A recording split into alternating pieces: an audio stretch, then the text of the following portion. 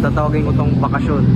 So hindi natin kasama yung mga parents natin, mga parents ko, hindi sila mama, papa at saka yung kapatid ko.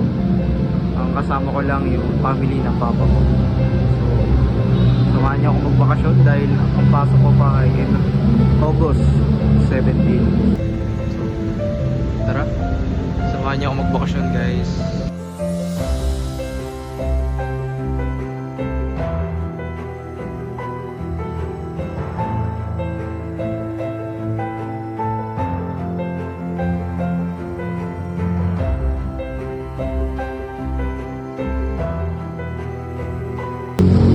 Muna kami, nagugutom na kami.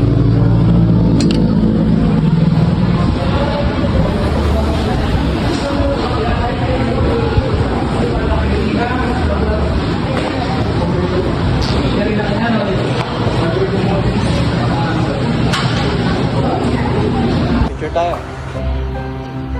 1, 2, 3. Ayan, good morning guys.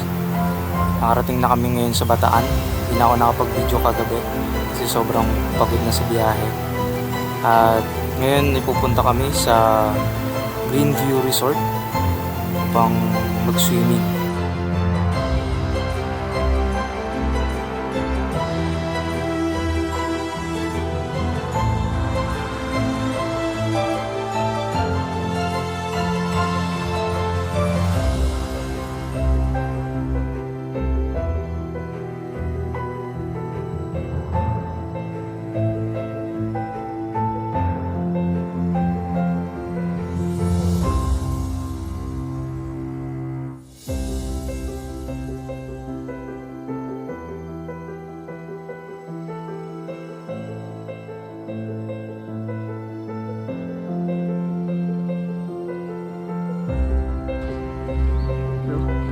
Guys, nandito na tayo sa resort. Uy, cool.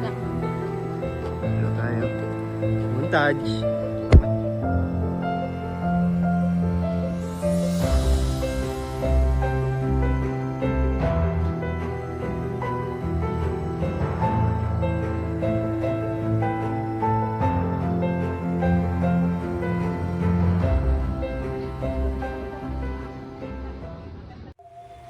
Minsan kailangan lang natin huminto sandali. Hindi para sumuko, kundi para alalahanin kung bakit tayo nagsimula. Hindi laging madali ang buhay. May mga araw na pagod ka.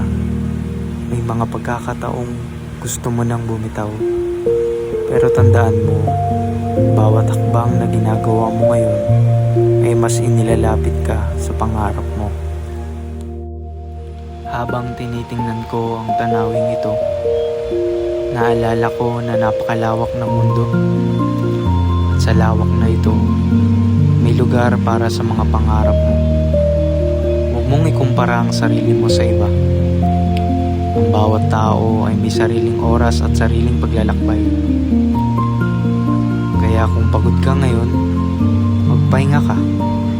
Pero huwag kang susuko.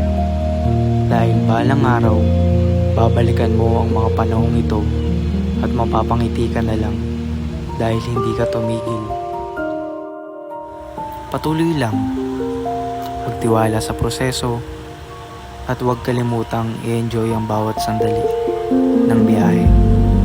Dahil sa huli, hindi lang ang destinasyon ang mahalaga, kundi ang taong naging ikaw habang tinatahak mo ang daan.